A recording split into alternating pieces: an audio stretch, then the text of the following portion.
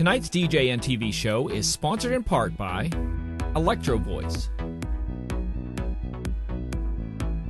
DJ Event Planner, ADJ, NLFX Professional, Promo Only, Newmark, and DJNTV Insiders.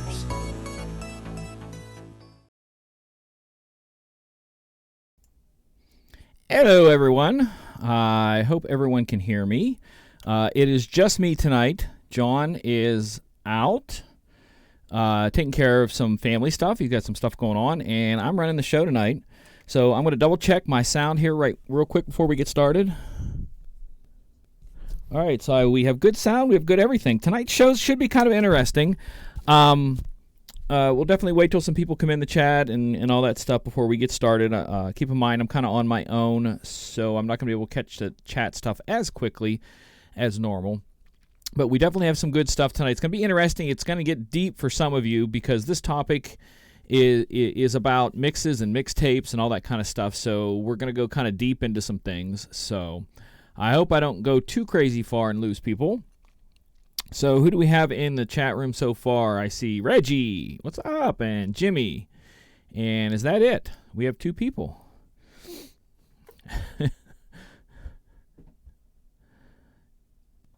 Winging it. Yes. Winging it all night long. We're going to, like I said, I'm going to do my best to try to watch the questions in the chat room tonight and answer them to the best of my ability. But probably I'm going to have to wait till the end. I might need someone, like Jimmy or Reggie or one of you guys to kind of keep an eye on if somebody says a question that I miss, because I just want to get to all the questions. Because some of this, like I said earlier, some of this is going to be kind of deep and complicated, but it is the show is about mixed DJs. Some of the stuff here you're probably going to want to put to use. Richard, hello. DJ Blue, hello. Doing my shout outs. We got about 10 people watching. Yeah, I wasn't sure how tonight was going to be, whether it was going to be a show that people watch or go back and watch. It's starting to get good weather outside, at least here where I live on the East Coast. So I'm sure people would much rather be outside than sitting in a room somewhere, unless they're outside because, trust me, if I was watching this show, it would be on some sort of device outside on a relaxing area. So if you're out there relaxing and enjoying the evening, welcome. How are you? So I'm just going to jump into it. As people come on, we'll kind of describe a little bit of what about tonight is. So again, I'm going to try to do my best to watch the chat over here on the other computer that I have, just so that I'm able to see everything. So tonight's show is about mixtapes or mixes or mix sets or live recordings. So they go by different names, and that's one of the first things I wanted to do tonight, was to kind of give a description of what each one is, so you know what I'm talking about when I'm talking about them. Then we'll talk about why you should do a mixtape, and then we're going to give you a whole bunch of different options to go ahead and do some mixes or mixtapes or whatever you desire to do. So with that said, like I said, I'm going to go into a little bit of a definition from the past, and we're going to go way back to when some of our listeners were but children. When I was a child, mixtapes were actually done on a cassette tape, and a lot of us know mixtapes by stuff that we've made for someone we've dated, where we put a bunch of songs together on a tape and give it to someone we're dating, to try to have create some sort of romantic feeling when they listen to the tape and they think about you. But the mixtape actually in itself started way back in the 70s, when a lot of the DJs back then who were mixing in the clubs would literally record their live set there in the club on a cassette tape and then make multiple copies of that cassette tape and start selling them out of the back of their car. Some of the big names that you know of, like Grandmaster Flash, Africa Bambaataa, Kool Herc, all those guys did that stuff in the 70s and early 80s.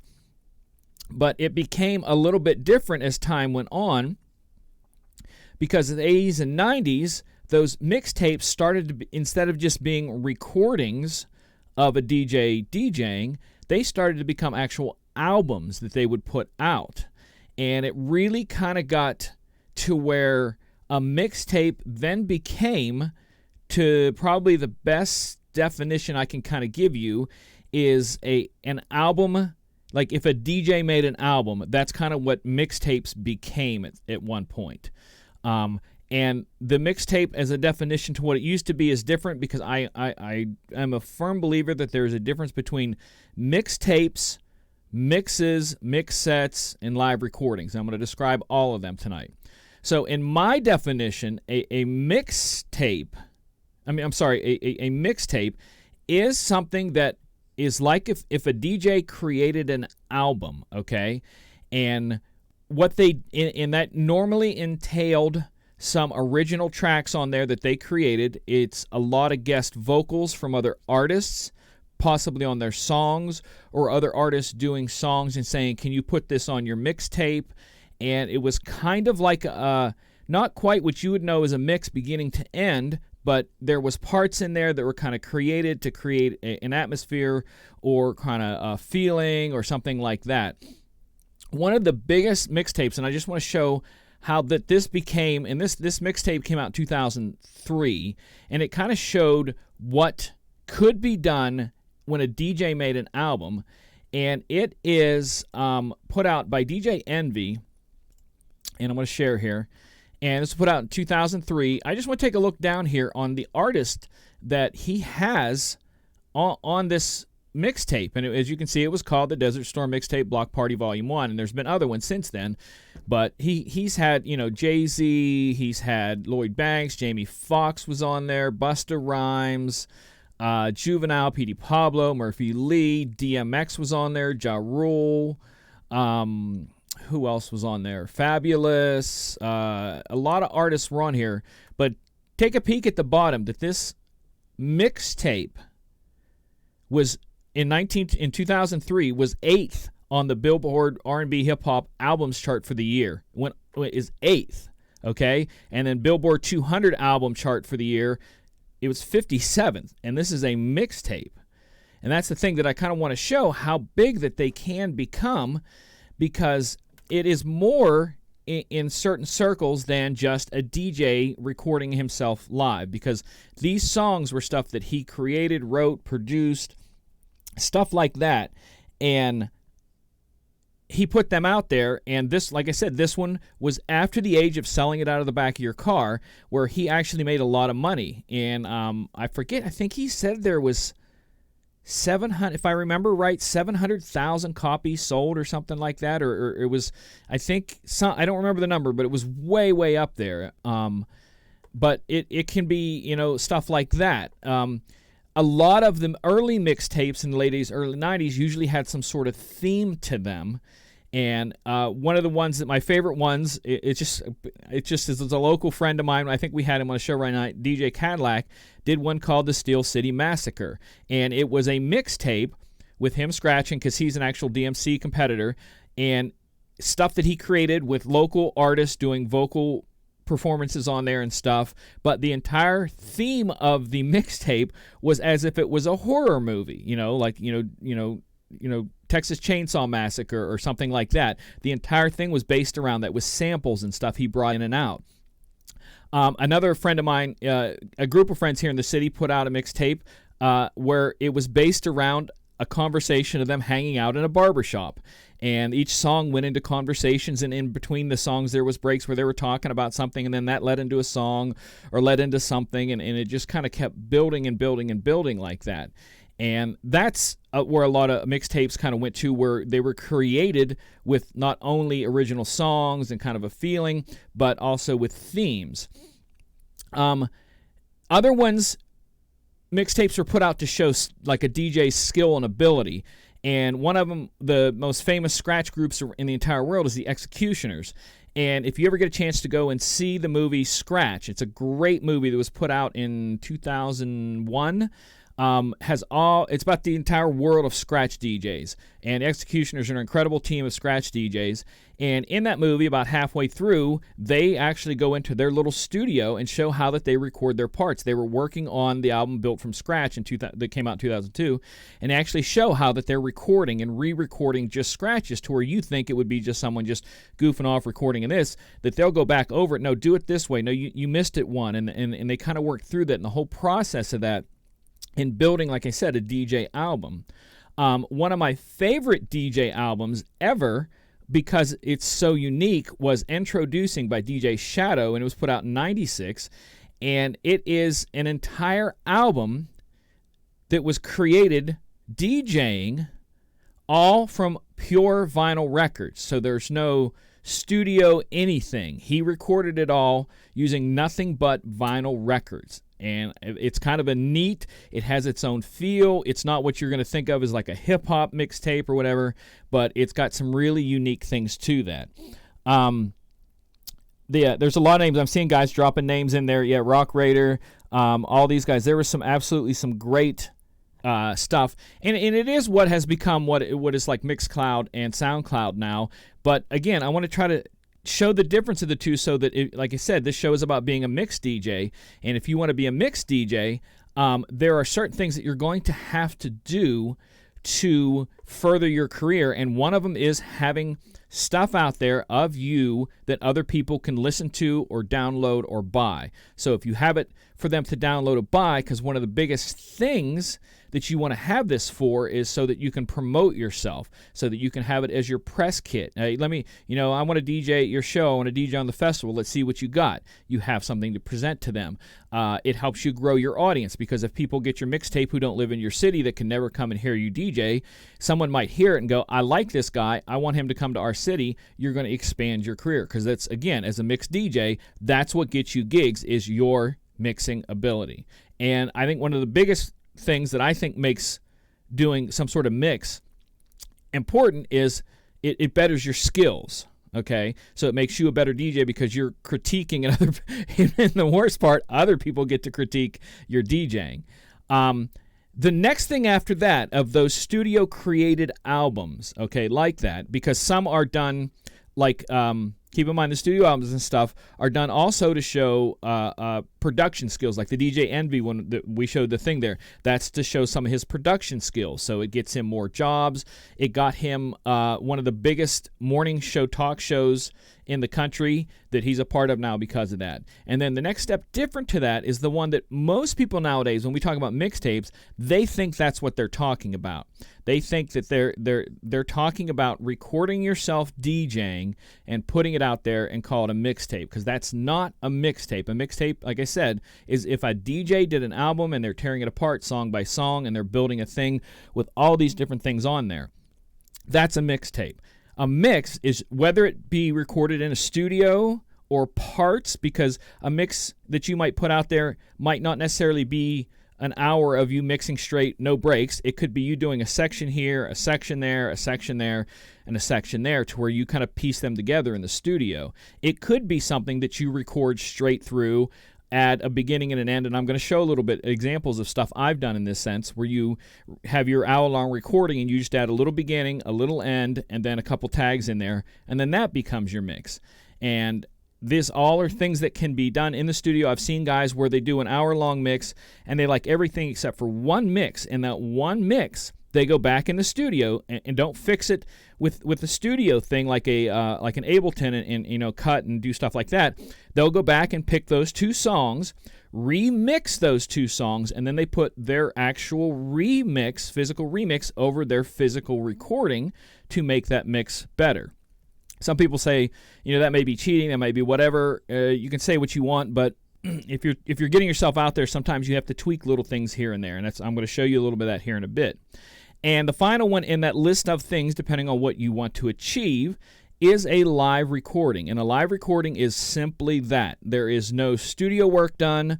There is nothing. Maybe the only thing you do to a live recording would be to throw it into like Ableton and then put some sort of compressor to it to make the whole recording sound better. That if you recorded it in a way that the quality isn't, I'm not saying like crappy quality, but, superb quality, you can throw it in Ableton, the recording as is, no fixes. If you goof up, they're all in there to make the recording quality a little bit better. So those are your three that we're going to be talking about tonight. Mixtapes, mixes. I'm just going to call them mixes. Some people might call them mix sets. Some people call them DJ mixes, but I'm just going to call them mixes so that it covers that whole thing. Mixtapes, mixes, and live recordings, okay? So now that we have those three, I want to show a few of examples of stuff I did, and we're going to start with an album I did in, gosh, what year was that? I want to say 2008, but I'm not really sure if I remember right. I can't remember what year I put the album. And it is a mixtape, and it was done in a studio with segments. And there are segments where I've taken this song's instrumental and this song's a cappella, and I just started layering songs and putting in samples and putting in scratches and putting in this. And you're going to be able to see what it looks like in Ableton in its final place in Ableton. Again, I can't really keep a hold of the chat tonight, so please hold your questions to the end, and I will answer them. We can go back as far as we need to. I'm going to try to get through these examples as quick as I can, so we have plenty of time to talk about them. But this, what I'm about to share with you, is a mixtape. It was called the TC Mix. It was originally called the Club Mixtape, but the place I did it for called The Club, they were an actual a youth event called The Club, didn't like it called after them, even though I was DJing for them. They didn't like it called after them, so I just shortened it to the TC Mix, and that became the mix. And this is what it looks like in full Ableton, beginning to end.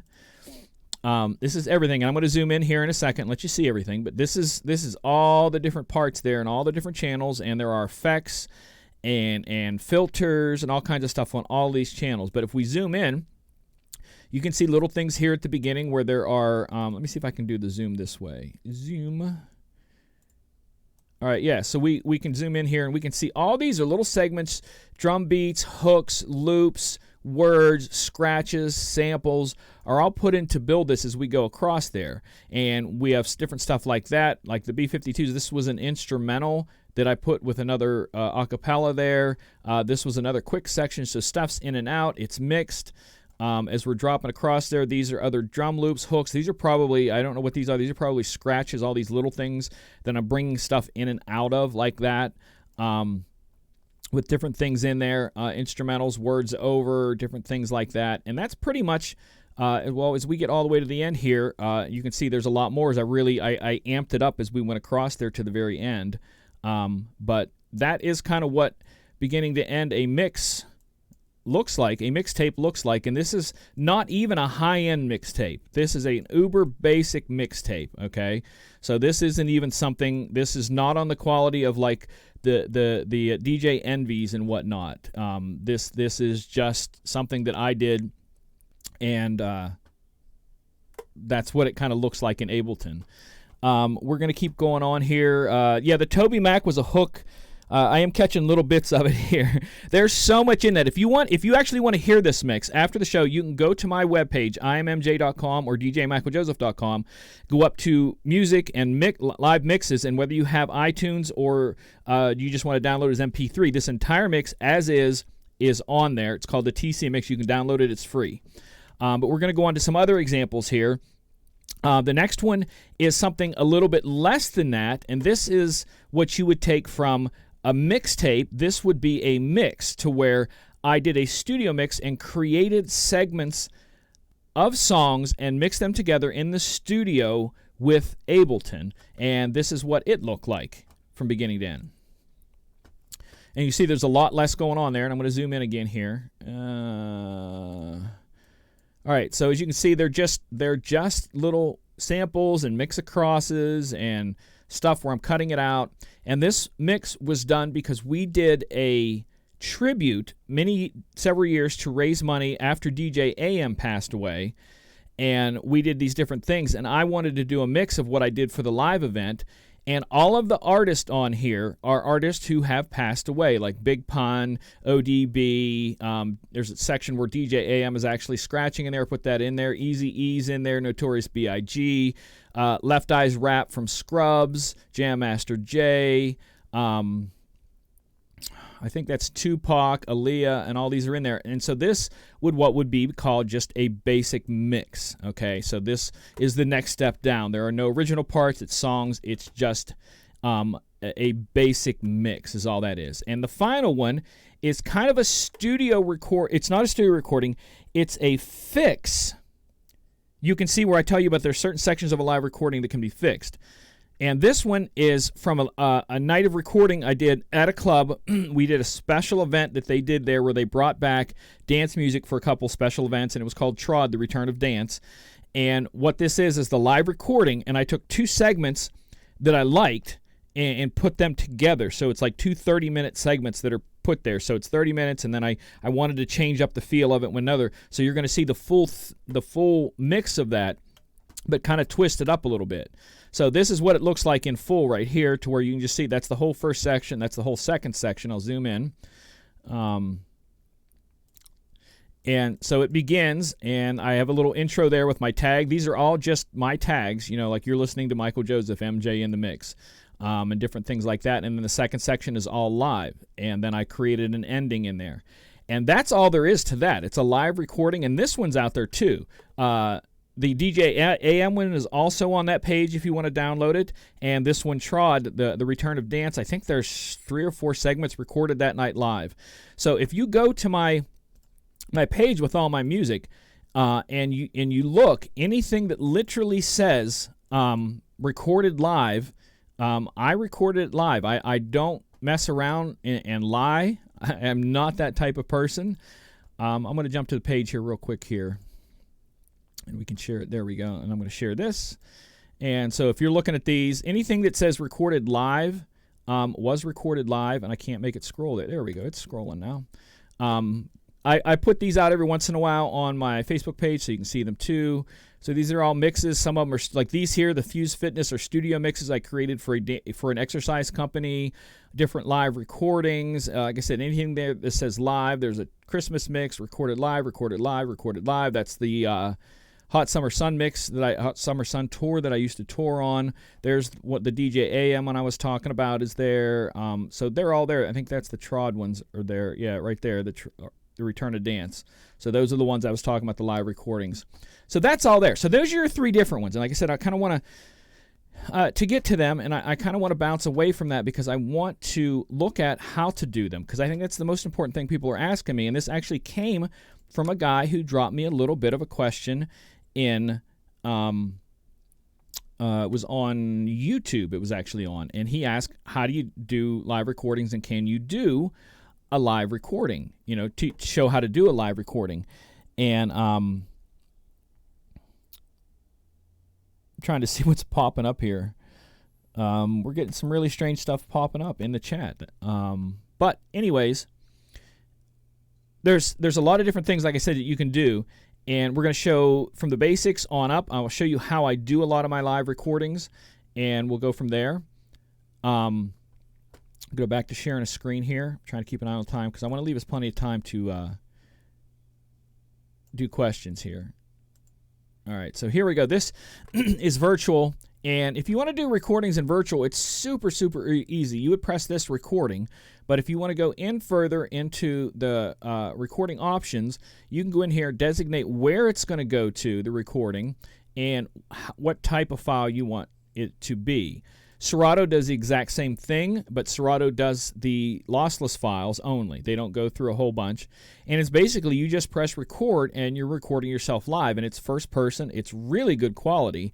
And any of the stuff that you see recorded live on mine, that's how it was done. I simply just pressed record, recorded it, took that segment back to the studio, threw it in Ableton where you saw, threw in like a compressor at the bottom, reran the whole thing with the compressor, and then loaded it up online. That's the first way to do that. Most of your softwares do have the ability to record and make some adjustments and recording levels, but you're getting a straight, clean recording straight from the laptop. So the sound is never leaving your laptop, recording on your laptop. I know a lot of guys that go through a lot of other stuff because they are going, oh, you have to have this, you have to have that. You don't necessarily. If you have Ableton, you do your recording, drop it in there, run a compressor and a limiter on that. you're really going to be, it's really going to sound good. I think it sounds fine. I never have a problem with that. So beyond that, there are other things you can do. Like I said, it's not just virtual and Serato. Other ones do that recording. You can record directly to hardware. And here's something that's kind of unique in a way to do things, is that you can run a line out from your mixer or out from your controller to some sort of sound card or recorder. I'm going to show 3 different types to do 3 different types of recordings. One is including some live recording with the audience. So it gives you a chance to add that if you want to add that. So the first thing we're going to look at is just a simple USB sound card. And this is a simple thing that you can use to record onto another computer. You can feed it in there from your line out. You can make some adjustments on it live as stuff's coming in. And it gives you tactical physical knobs to then change as you're recording. So if you don't want to go to the studio, you want to do it straight up, and you can do that. Also, in this, you can use this device, which I think this is a really cool device. It's called the Reloop tape, and it does what's called, and I'm going to say this wrong, it does what's called, I'm trying to think of the name here, attenuator. I think I'm saying that right. Or a load box, attenuator. And what it does is basically taking the signal from a line level signal down to a mic level signal, or an 1/8 inch. So it lets you take an interface of coming out of a mixer of some sort. And these, trust me, this thing has a lot of little settings on its side for gain and different things. It actually has a ground knob if you're using a turntable. You can even ground it.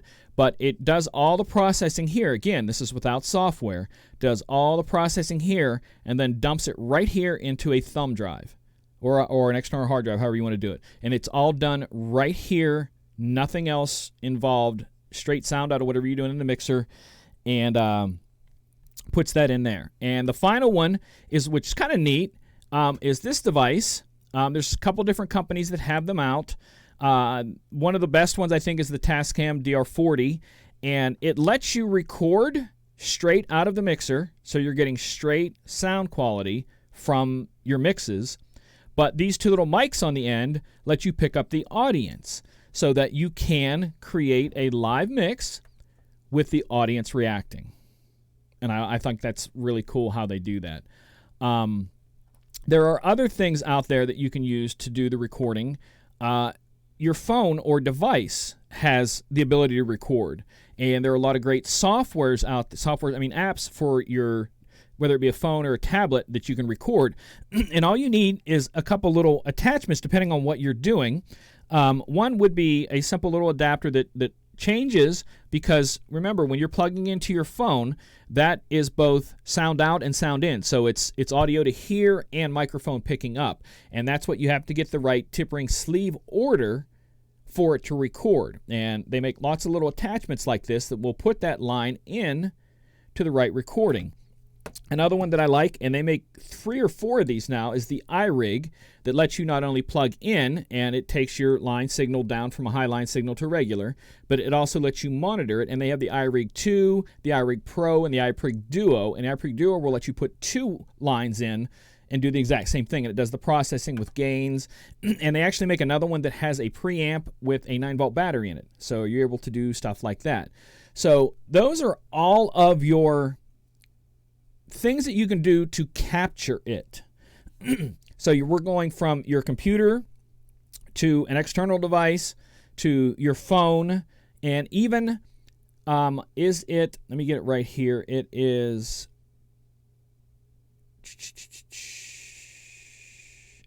I want to say Pioneer. It's not Pioneer. One of the mixers actually has a USB out that you can put a USB out to a Lightning in. It is Pioneer. It's the Pioneer line. There's a line of Pioneer DJ mixers that lets you come out from a USB into your Lightning plug of your phone, and you use an iOS recorder to record on the phone, and that's how it comes through, that USB into there. So you can use your phone in all these different little levels of things, And then you can take that into several different programs, like I showed earlier, my Ableton and different things like that. Over the years, I've used Cubase. That's one of my favorites. A lot of people like to use Audacity. I think Audacity is good because it's free, but it leaves you limited. You have GarageBand, you have Reason. You have all kinds of stuff like that to then take that and not only, like I showed earlier, not only kind of run a compressor on it to make it sound better, but then you can create beginnings and endings, which I've done that on some mixes to where I wanted to start on this song, and in the live recording, it didn't give me a good spot to begin, so I would go in and just take that first song, the actual physical MP3, drop it in on that to where that mixed in and gave me a good start point to bring in, and that's how I edited in there, and that's all there was from the live mix, was just creating a better start point to create a better sounding mix.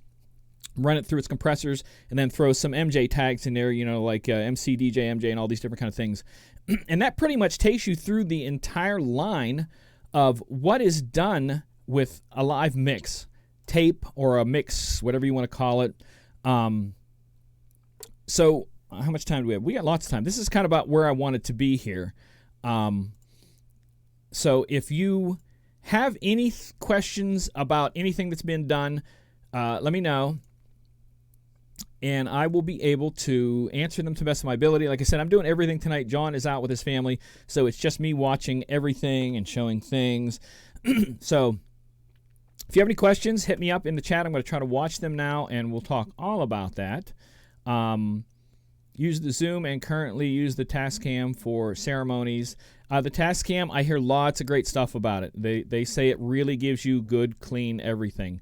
And that includes if you're using, it's not necessarily just using, a DJ recording. If you're recording a room for catching a toast and stuff like that, that's also a level of it too. Because remember, again, this show is about the mix DJ. It's about creating that ability to go and get jobs as a mix DJ. But those skills can also spill over to the folks who do ceremonies, because these recording skills can be things that you can put up as part of your portfolio of what you can do. It doesn't have to be all your portfolio, because again, as a mix DJ, your mixability is your portfolio. What you can show them, what you can do, your EPK, your electronic press kit, is what people want from you. But again, these skills can kind of tip over into other things. So the iRig, the iRig 2 is $30. This is the first one. I've used it. It's fine. The iRig Pro is awesome. Go look it. It costs much more. It's over $100, but it is incredible for something that you can put in your pocket and record from. Different things like that. What sound processor do you use? Please define that question a little bit better by processor, because when I do my recordings, I don't use anything. I press record on the program. It records it. I take that recording, stick it in my studio computer here in Ableton, the program Ableton, run a sound compressor, and that may be what you're asking for, what processor, what plugin, and run it through the stock Ableton plugin, compressor and limiter. But there's also Waves is another one that I like, but I used to have a hacked copy, and I don't want to have a hacked copy anymore, so I don't use Waves, and Waves is a crazy expensive plugin, but they both had a limiter and stuff like that. You can use all kinds of stuff like that out there, but that's all mine goes to. It goes to no physical hardware whatsoever. I use Logic Pro X. I haven't tried Ableton. For some reason, I can't get my mixes in Mixcloud to sound as loud as song on the iTunes professional mixes. I don't know about Logic Pro, but from my experience with Cubase and the other ones that I've used, they're all kind of similar, where you kind of really have to find, again, you're going to have to go in there and you're going to have to find your limiters, your compressors, your maximizers, and get that to where it reads the entire wave, high to low tones, and gets you to maximum. But keep in mind that if you're comparing it to other people's mixes that are out there, a lot of people, and I mean a lot of people, take their gain and drop it so high that it's really loud, but it doesn't make it better.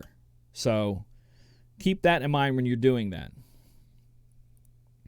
Yeah, record your sets to review it later. Today, when I was looking for the right mixes that I wanted to show here, I have a folder on a hard drive that just says MJ Live. And I couldn't believe how many days I've recorded and haven't put out there as mixes. I probably have 100 or more hours of stuff recorded, at least 100 or more hours recorded that I've never put into a mix or put out there. That you're even listening to yourself, because you're only as good as you are, not as good as you think you are. That's kind of a way to look at that. So, any questions? Cool, reading the questions here. We'll be back to normal with John next week. I believe next week is a software week. I don't remember. I'll have to look into that because I don't remember what next week is, but you'll see it. Again, this topic tonight came from someone making a comment on last week's video. And I said, that's a good topic to do, is recording a live mix or making a mix. And so if you have ideas of stuff you want, I have other stuff that's coming that people have suggested, but you can suggest and you can get it that quick. Depending on what the compressor you have, while we're talking, we can go ahead and do that. And I'm going to bring up Ableton while we're doing all of this. And I should be able to bring it up live here and show you the list of stuff and show you how the compressor kind of looks. But yours should have a compressor in there, and if not, there are lots of free ones out there that you can get. They may not be as good as some of the newer ones, and I know as Ableton's opening up, I might be jittering here on the feed because it's trying to do 101 things here. I'm bringing it up, yeah. So Ableton's opening very slowly because there's a lot of stuff going on. I actually thought about showing one of the live mixes, but it would just take up way too much stuff here. All right, so let me come back to here. Okay, we have Ableton open. I'm going to transition over. All right, so this is Ableton with nothing on it whatsoever. And you would look over here to different EQs and different things that you have in there. They're audio effects. You can also have plugins, and this is where before, like I said, the Waves is there, but I removed it because it doesn't work very well. But there are some really great plugins. What are my two favorites over there? If you have Waves Blue, my two favorite are the L1 Ultra Max and the C1 compressor are my two favorites from them. But if you go to just the regular one and go to compressor, and you have different kind of compressors you can set there, or if on the main channel, I'm going to grab a song here somewhere. Give me a second to grab a song. Let me find a song.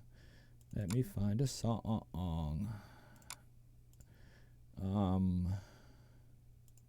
Is this a song? Yeah.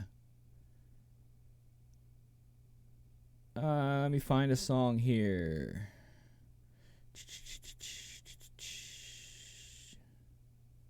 This is a really old song. I don't know how it's even going to load. This was off my very, very, very first album. So keep in mind, this is like a 20-some-year-old song. I have to do that twice, actually, to make that work. All right, so we have the song there. And if I wanted to put that on there, what I normally do is I will put it on the master channel. So I would take the compressor, drag it down here on the master channel, drop that, and then we have these things here that we can make adjustments with. I don't know how loud this is going to be, so it may be super loud. I apologize. I'm going to test it and then shut it off, and if it's too loud, then we can't do it this way. You can call me MJ. Okay, so it's not too terribly loud. And we'll look at the main compressor here. We'll make adjustments. Bring it way down. Make your dry and wet mixes attack. And that's all you would do. You would play with that. And then if you don't like that, you can just delete that and pick another compressor if you want, or an ultra miximizer, or they have different ones for kick reducer. So if we drop kick reducer in the main track, and it's going to gain it there, so it's grabbing it and cutting things out that you maybe think shouldn't be there. And that's kind of what a compressor does, is that you do that, and then there's the Ultra Max, the maximizer, which is the, gosh, I'm going to freak on this now and not get this.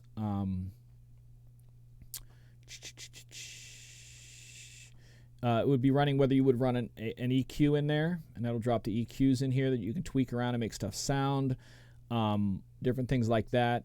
And that's basically, you would take your live mix and tweak on that until you get it to sound the way you want it to sound, because that's kind of what you're doing, is you're trying to create the sound that you want. So that's that. What software do you use for finishing a file? Like I said, I do everything in Ableton. What you saw right there. I'm going to go back to that real quick. Bring up Ableton one more time. Ableton. All right, so I'm deleting. Give me 1 second. I'm going to change screens here. All right, so if this, let's say, pretend this song was a full 1 hour mix. What I would just simply do is I would go into the compressor, drag the compressor down to the main, because you're putting it on the main master, and I would tweak it to where I liked it. Maybe bring some stuff up, whatever you want to do. You can mess around with a little bit of the gain and stuff if you want. Tweak that. And then when it's ready to go, I would just export audio. And that is it.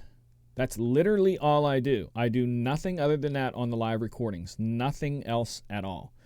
So I keep it as simple as I can. Like I said, because it's all the ones you hear. You may think they may not sound great. I don't know. But that's how I do it. I'd like to see a topic on the Denon MC4000 to the 8000 DJ controller, VDJ Pro, and Serato softwares. We do talk about a lot. It's one of the things that if you go back and look at our shows, we've covered a lot. I literally have covered this topic before. So if you went through some of our old videos, I've covered doing this before, but kind of in a different way, and I kind of wanted to recover that tonight. But we will do stuff. The 8000, I think the 8000 is worth covering if I can get John to cover it with me, because it's a unique controller. It's not the only one like it, but it's a unique controller because it gives you the choice of DJing from a computer or just from a thumb drive.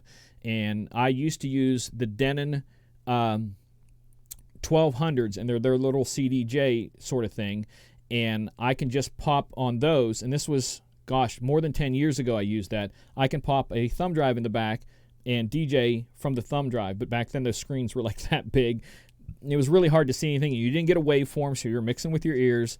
But the reason why I think the 8000, because I really do think more, as you've noticed over the past couple of years, a lot of the controllers are now coming with dual sound cards, so you can plug more than one thing in.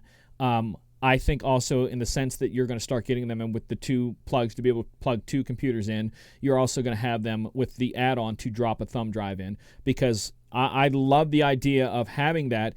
If my computer crashes, I can still finish the night off that thumb drive. If my controller crashes, I can still finish the night off of my computer. So it's the idea that you take minimal equipment. Instead of 5 computers, I can walk in with 2 and be able to do that. That's why I like that. And that's why I think this fall at the expo you're going to see more controllers that have that drop-in thumb drive ability. So that's tonight's show. We still got a couple more minutes. We got plenty of time. I want to keep asking questions. Which controller are you using now? Was on my wish list. Controller I'm using, my main one is the 7000. I love the 7000 aside from, if you go back and look at the videos we did. I did a video on asymmetrical versus symmetrical layouts, and basically that means that if you had a CDJ and a CDJ sitting next to each other, separated by a mixer, your pitch control's going to be on the right of the platter on this one and the right of the platter on this one. But if you use my 7000, the pitch faders are outside, the play buttons are inside, so it doesn't match. Pioneer is the only company out there that does it with, to where they match. I would like to see Denon come out with. They never will. I know they won't. I know they're going to stick with that. The ones where they're opposites, and it just looks like it's folded in half and made a copy of it. But I would like to see that. And like I said, I was almost going to switch this year. Pioneer came out with the 1000, which is give or take the same size as the 7000. But what held me back from it, because it's awesome, and I literally was going to switch because I liked the Pioneer layout, is that one did not come with a curve control on the crossfader. Did not come with a physical button to do curve control on the fader, and I have to have that because I change it multiple times a night. I get a little disappointed the mic pots are getting a little scratchy after about a year. Some of them, I think the mics are second thought on a lot of these, because again, they're not thinking of the guy who's doing the wedding. They're thinking of a guy like me who's going to a bar to a mix, that probably about 50% of the time the owner says, don't plug in a mic, don't talk, I just want you to mix. So I think that's why a lot of the controllers are kind of built that way, because they're not necessarily built for someone who has, a lav mic on somebody and someone doing a toast with this mic and then their mic that they're out there with, and so I think that's why they're not as great. I'm not saying they're bad. By no means am I saying they're bad, but that's why I think they're kind of second nature. The 4000, I had that in the studio for about 2 weeks. Denon sent it to me to test. I asked, again, go to Disc Jockey News' video site. I did a test on it where I ran it through all the tests as I could. Solid little controller, that's for sure. When I record a mix using VDJ8, the result sounds a little lower. That's, again, where you have to take that. Again, this is probably where I wish I could have set the controller up to show you a recording, because I set mine differently than most people do, and this is where it's going to mess with you, because it's against so many people's mindset is the way they do that, okay? So I'm running in my setup when I'm live, the controller, XLR outs from the controller to my speakers. So I use the QSC K12s, okay? So line out of the controller to the speaker. No amps, no mixers, no nothing. I run straight out. I kick the main volume. Do I still have virtual open here? I do not. Give me 10 seconds here. I want to bring that back up, and I'll do that as an example. Reopen that up. Because this is the volume, and I actually showed it to someone not too long ago, and they're like, I can't believe you do that. Okay, so we're here. So this main volume right here is always at full. These are my pitch, your faders like you have on your decks. They never go below full. They're always at full, 100% of the time. So then the only volumes I change are the volumes on the speakers and your main volume knob, which doesn't affect this. This is an internal one. The one on the controller is an external one. So all my volume control comes out of the speakers and that master volume. You go back to the mixer, these are always at 100%. So if you're recording, some songs are here, some songs are there, that's where you get the difference. Because if you go in here to their settings and you go to options, and they have auto gain and remember. And what auto gain and remember does is it listens to each song and then adjusts that per song. So if there's a song I'm loading and it needs to be louder, it reads it, it bumps it up, so it automatically puts all the songs on the same volume level. So that's a where to start with these because of the quality. It absolutely, you get that out there, you pump it, you take that recording, you throw it into Ableton, run it on a compressor, and then there you go. On the channel level, make it quieter. Maybe you're at 50% on the channel level. That could be. Like I said, I pump everything up. I had a guy earlier last year, we went to do a demo thing, and he set his up, and they did QSCs because they were comparing speakers. It was at this big hall, and I'm like, why do you have that set that way? Because he had his QSC volumes almost all the way up, and I'm like, he goes, well, why? That's where they have to be. I'm like, no, they don't. I said, I can make both at half, and I put them both at half, and he's like, well, what the controller on the channel is running up into the red, and I'm like, let it run up into the red because the program with that auto gain and remember is controlling it. It's keeping it where it needs to be. So let it pump, let it push, and like I said, I've been doing it this way for 10 years since I started using Virtual 7 over 10 years ago. And like I said, go and look at the recording. So that's all I do is I record, just press the record, take that recording, throw it in Ableton, do the compressor and the ultra maximizer, and just bring everything up, just one quick bloop, and that is it. I do nothing more than that.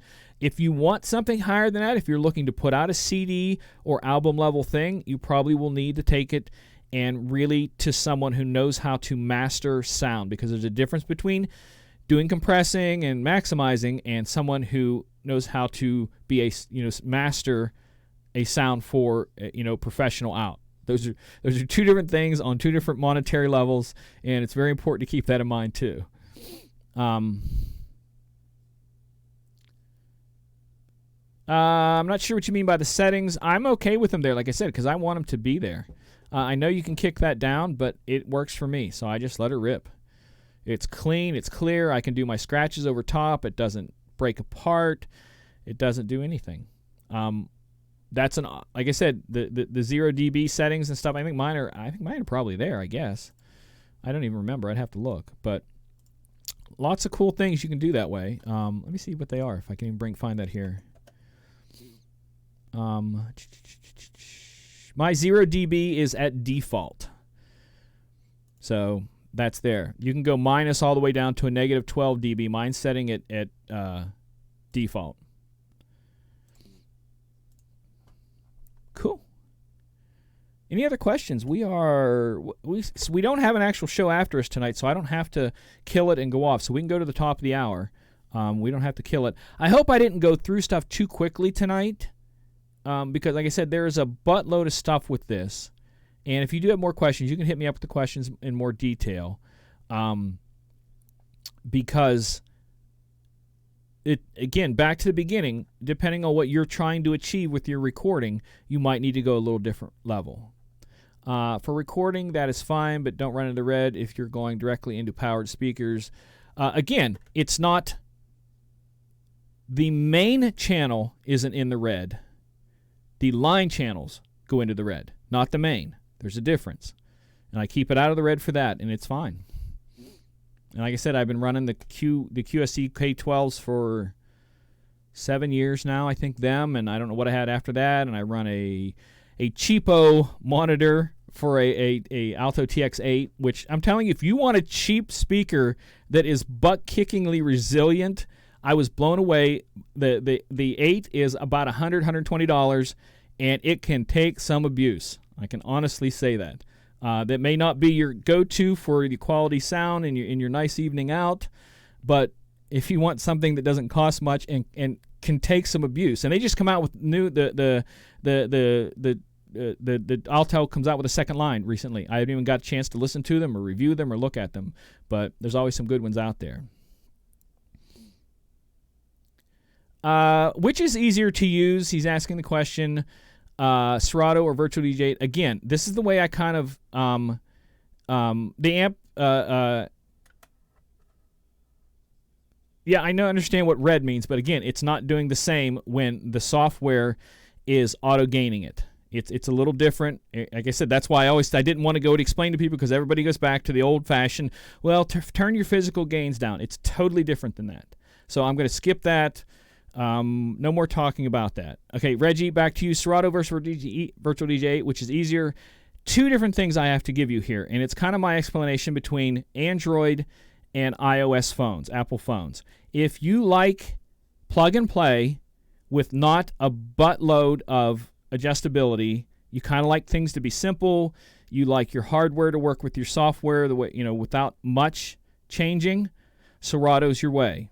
But if you like to mess with things and change the look, change the feel, change the buttons, change anything you want, then Virtual's the way to go. Because one is kind of intended to, the hardware and the software and stuff is kind of intended to work together. So it leaves you with less options, but is really solid across the board. So if they tell you it works with this mixer, or if they tell you if it works with this controller, if they tell you it works with this, it's going to work with that.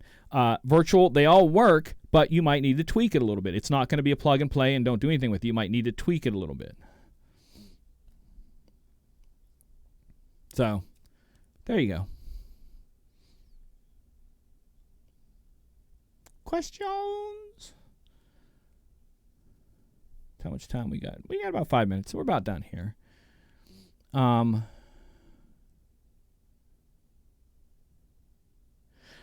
It absolutely. Here's the thing. Unless you own the music, you're talking. The question is in there about Drax talking about mixtapes being illegal. Unless you own the music, unless you're the artist, or more specifically the person who owns the rights to the music, or that artist or label has commissioned you to do something with that song, you are absolutely illegal. Will they come after you? Probably not. But no matter what the song is, like if I take a song and I want to remix it because I don't like it for my own play, that's illegal. Because it's the artist's, unless they give me permission, or I'm the one who wrote the song and it's on the credits, it's illegal.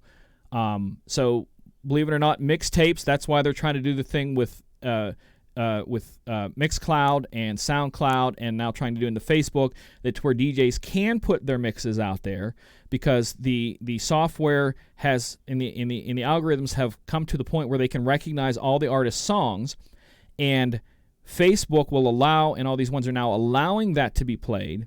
It reads it, and Facebook and all the other ones pay a royalty fee to the artist because their algorithms read that their song had been played, and then by that being done, by them going, okay, we know that people are going to come to our site and listen to these things, so we can sell advertising space to then pay for the song being played. And that's kind of the way that goes there now. So it's illegal, but if you're on it, let's say Facebook tomorrow says, DJs, you're allowed to put your mixes up, we're going to scan them all, and we're going to pay all the artists, then that's legal because they're allowing you to do it and the artist is getting paid. But if you're putting together a mixtape and selling it out of the back of your car, illegal. But again, will they come after you? I really doubt it, but you never know. Someone could have a very good lawyer and be very hungry that day for money, because that's kind of the way it works. I always say that people don't sue people, lawyers sue people. So last couple of minutes here. Any other questions? Like I said, hit me up offline if you have topics that you'd like me to address. Like I said, this one came from someone's thing on Facebook comment, so if you have one, we're definitely going to hit more on some of the little tips and tricks with virtual. We're going to hit some more with stuff on Serato. I still am trying to get Shaney to come in and do a show showing everybody about CDJs. I'm going to try to get in a show with DJ Cadillac showing about the entire Serato setup on vinyl, stuff like that. Favorite scratch routine, i.e. baby scratch. I actually, it's different types of scratches. So scratches all have different names. My favorite is one that I don't know if somebody else named it something, but it's a scribble scratch, because a scribble scratch is really, really fast back and forth. Okay, no fader. Really, really, really fast back and forth. And if you have a fan that oscillates, it goes back and forth. So I do what's called an oscillating scribble scratch. So I'm doing it really fast back and forth, and then I'm doing a bigger motion while the little motion's going on, so it's scratched this way. And if you kind of get that into a motion, it kind of becomes a weird little sound. So that's my little oscillating scribble scratch is my favorite. There's probably another name to it that I've never known, but I've really never heard anybody say anything. So, but Facebook actually starts doing that. They're in the talks of doing it already. They absolutely are. They're in the talks of it. Like I said, because with SoundCloud and them that are starting to do that, and different ones. If think about it, if somebody can make money off of it, they'll figure out a way to make money off of it. That's basically what all it comes down to. You want to know why anything happens in life? Money. Follow the money. And if someone can figure out a way to make money to let you and I throw up our favorite song 20 times a day, they're going to do it so that they can make money off of it.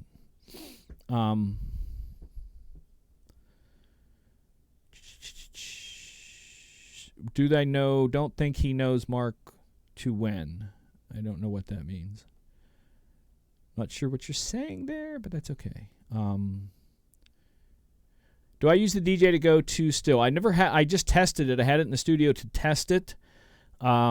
Again, did a video on it, had tested. I have the DJ to go 1 that I use. The main purpose I use it is when I'm downloading songs and then I want to set cue points. It gives me a physical knob to spin the stuff back and forth where I don't have to pull out a full controller, or I don't have to do it with my mouse. I just have that little tiny thing setting on top of the laptop, spinning it, set my cue point, set my markers, move on to the next song, set my cue point, set my markers, move on to the next thing.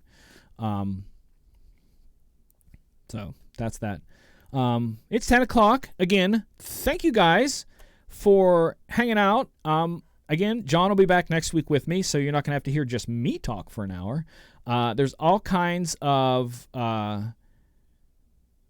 cool stuff coming up this week. I know that the Midwest DJs is going on, stuff like that. All kinds of cool stuff. So check out some of the other stuff that's going on DJ News. Some of this, like I said, I've talked about. There's also older videos out there. So go back to Disc Jockey News' YouTube page and look at some of the older videos. Do a search up in the corner if you want to know. Like I said, somebody asked about the 4000. There's a video there, so just search for the 4000. It's there. There's lots of stuff, not just that I've done, but a buttload of other great presenters has done. So thank you guys again. Until next time, take care of yourselves, and God bless.